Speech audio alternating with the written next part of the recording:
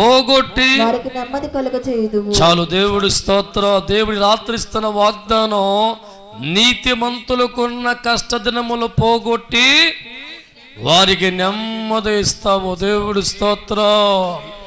ఈనాడు జీవితంలో నా కుటుంబం అంతా నెమ్మదిగా ఉండాలి ఒక కోరుకుని ఆడదానమైతే, జీవిత కాలం అంతా నా మనస్సు నెమ్మదిగా ఉండాలి, నా హృదయం నెమ్మదిగా ఉండాలి, నా పరిశు నెమ్మదిగా కోరుకున్న వ్యక్తి అయితే, దేవుడు చెప్తున్న మాట, యథార్థవంతుల జీవితాలను, నీతిగా ప్రవర్తించే వారి జీవితాల్లో ఉన్న ప్రతి కష్టాన్ని కూడా తీసివేసి వారికి ఏమిస్తాడంట? నెమ్మది కలగ చెయ్యను. దేవుడు స్తోత్రం. హల్లెలూయా. దేవుడు అనేవాడు మన జీవితంలో నెమ్మది కలగ చేసదపడుతున్నాడు.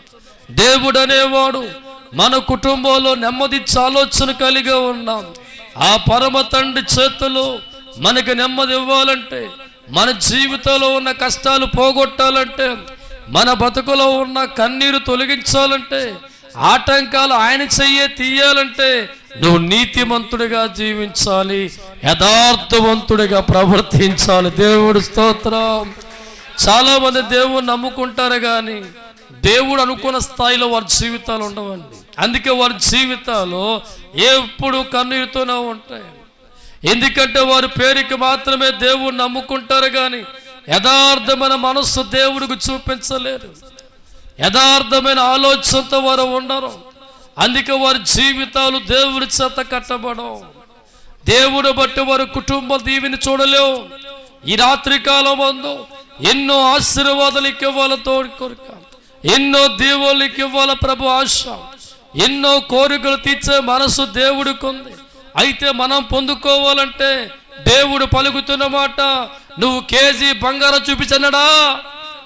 ఏం చెప్పాడు? యథార్థమైన జీవితం కనబరచు, నీతి కలిగిన జీవితం కనబరచు.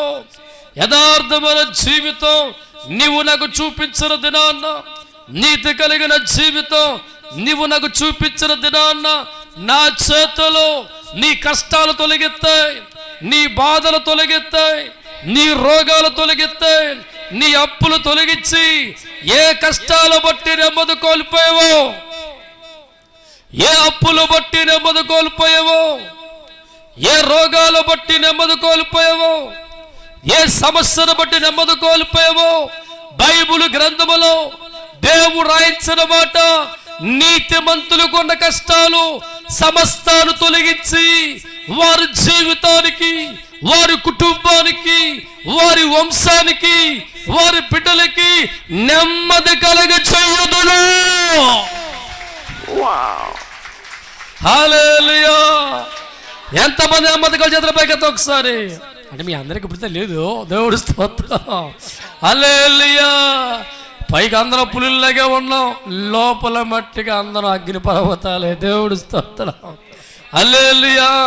అయితే ఈ రాత్రి కాలంలో మనతో దేవుడు మాట్లాడుతున్న మాట, యథార్థవంతులను త్రోసివేయను, దుష్కారము చేయు వారిని నిలబెట్టను. దేవుడు స్తోత్రం.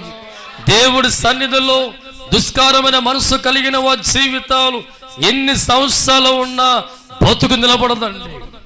దేవుడి మందిరములో అవినీతిగా ప్రవర్తన కలిగిన వారి జీవితాలు ఆయన నిలబెట్టడు.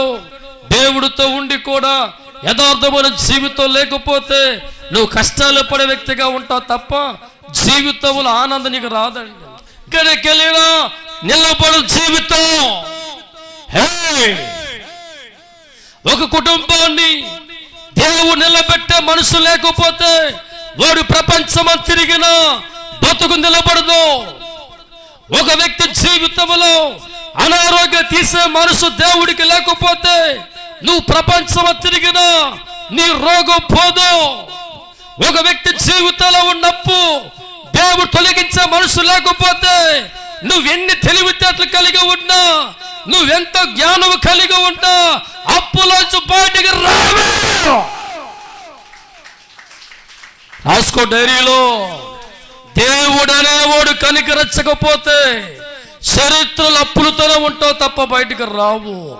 మనిషి జీవితం మారాలన్నా, అప్పులోంచి బయటపడాలన్నా, రోగులోంచి బయటపడాలన్నా, చిరునవ్వు ముఖంలో కనిపించాలన్నా దేవుడు హస్తం నీకు ఇవ్వాలి. దేవుణ్ణి నిలబెట్టాలి. నిలబెట్టే మనసు ఆయనకి రావాలి. ఆయనకి రావాలంటే ఎక్సర్సైజ్ బాగా నువ్వు చెయ్యాలి. ఉదయం లేచిన గుడ్లు తగ్గెత్తవా? హల్లెలూయా. దేవుడు అనేవాడు మనిషి జీవి నిలబెట్టాలంటే మనకి ఎక్సర్సైజ్ పోవడం అవసరం లేదు. ఇక్కడ యథార్థముగా జీవించే మనసు చూపించంతే. హల్లెలూయా. నీ హృదయం వైపు దేవుడు చూసినప్పుడు నువ్వు కన్ఫర్మ్గా యథార్థముగా ప్రవర్తించు వ్యక్తిగా దేవుడు కనబడితే చాలు.